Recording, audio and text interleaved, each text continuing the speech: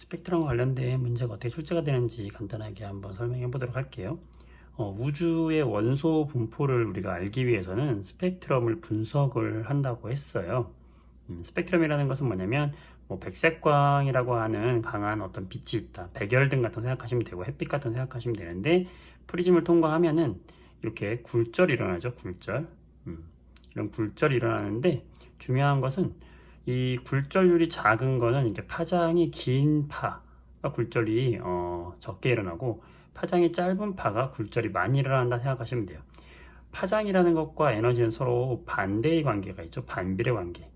파장이라는 것과 에너지는 서로 반비례 관계가 있어요. 그래서 파장이 짧은 파장, 즉 파장이 짧을수록 에너지는 큰 빛이 되는 것이고 그 짧은 파장의 빛을 가지고 있는 게 우리가 보라색이라고 생각하시면 돼요. 자색이잖아요. 그래서 보라색 바깥쪽에 있는 선이 무슨 선이냐면 바로 자외선, 보라색 바깥쪽에 있다 자외선이다라고 말하는 것이고 파장이 긴 파는 이제 빨간색이고요. 빨간색 바깥쪽에 있는 빛이다 그래서 우리가 적외선이라고 이렇게 이야기하는 거죠. 자, 그렇게 해서 파장이 긴 빛이 이렇게 위에서 얻어진다. 빨간색이 위에서 얻어진다. 굴절이 적게 된다라는 게 빨간색이다. 굴절이 많이 된다라는 게 뭐다? 보라색이다라고 생각하시면 되고 적외선과 자외선이 이렇게 위치하고 사이에 뭐가 위치한다? 가시광선이 위치한다라는 거 기억해 주시고요.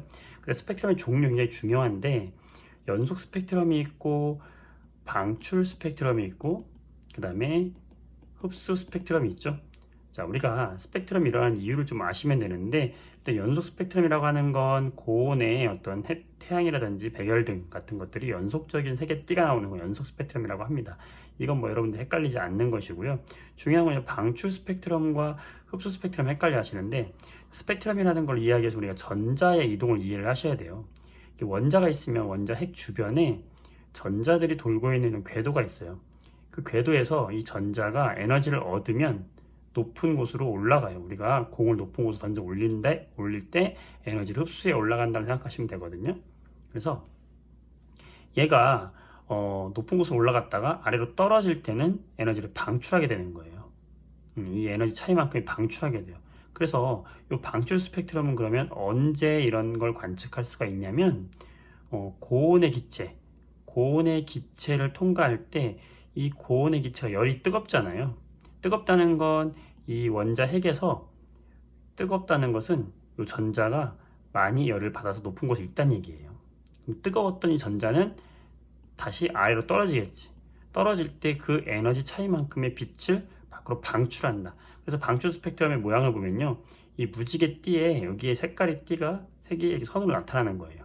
이게 뭐냐면 바로 방출된 에너지들이 이렇게 파장으로 나타낸 거예요. 그래서 고온의 기체에서 방출되는 선이 바로 방출 스펙트럼이다라고 생각하시면 돼요. 그래서 대표적인 게 기체 방정관이 되고 고온의 천체 주변에서 가열된 기체 이거 꼭 기억해 주시고 흡수 스펙트럼이라고 하는 것은 얘는 뭐냐면 반대로 이 원자가 이렇게 있잖아요. 그러면은 이 고온의 천체에서 강한 에너지가 나올 때 이 옆에 저온의 기체가 기다리고 있어요. 그럼 이 저온의 기체 속에는 뭐 수소나 헬륨 같은 것들이 기다리고 있단 말이에요.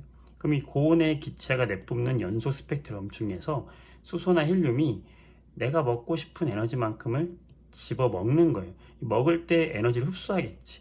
흡수하니까 얘는 어떤 특성이 있냐면 무지갯빛 요 사이사이에 무지갯빛으로 쫙 돼 있는 요 사이사이에 얘가 이렇게 딱 먹는 거예요. 이렇게. 그래서 검은색 흡수선이 나타나는 거예요. 저온의 기체가 에너지를 먹으면서 검은색 흡수선이 나타난다.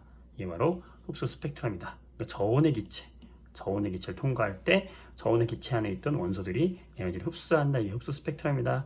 이렇게 기억하시면 되겠습니다. 네.